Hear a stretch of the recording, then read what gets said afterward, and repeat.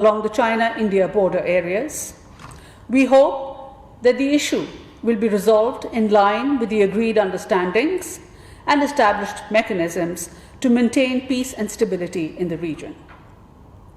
We hope that under the impulse of BJP's rightist ideology, peace and security in the region will not be further imperiled. Pakistan also completely rejects the baseless allegations by India regarding the Buddhist cultural heritage sites in Gilgit-Baltistan. The Indian allegations are contrary to historical facts, international law, and the relevant UN Security Council resolutions. The Indian government's contentions concerning the Buddhist cultural heritage in Gilgit-Baltistan are preposterous. These are part of Indian leadership's unrelenting anti-Pakistan propaganda. With its own tarnished human rights record in the occupied Jammu and Kashmir, and the abdication of responsibility to protect its own minorities from Hindu extremists, the RSS-BJP government has no credentials whatsoever to even feign concern for minorities, either at home or elsewhere.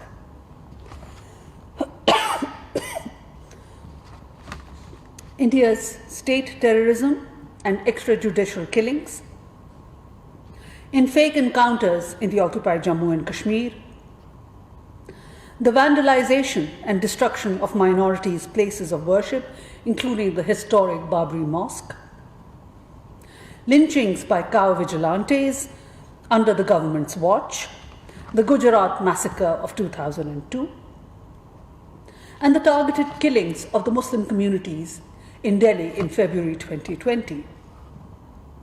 The rendering of millions of people stateless with the discriminatory steps such as NRC are well documented by international human rights and humanitarian organizations.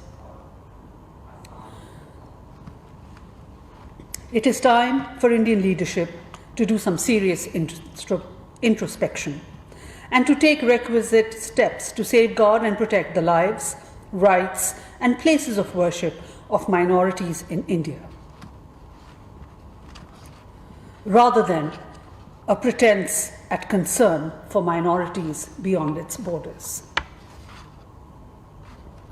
India's baseless contentions about Gilgit-Baltistan cannot divert international attention away from the situation in Jammu and Kashmir and the need for its immediate resolution in accordance with the UN Security Council resolutions and the aspirations of the Kashmiri people.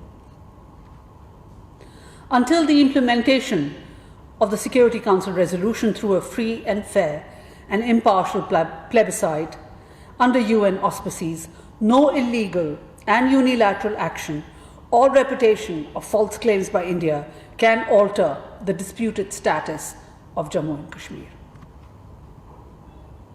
Pakistan also rejects India's malicious allegation regarding the 11th report of the UN Analytical and Sanctions Monitoring Team. These allegations are aimed at misleading the international community.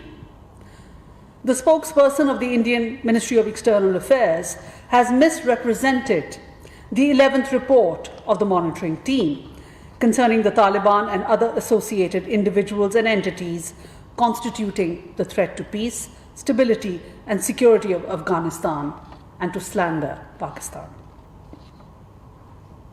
There is no reference to safe havens in Pakistan in the monitoring team's report.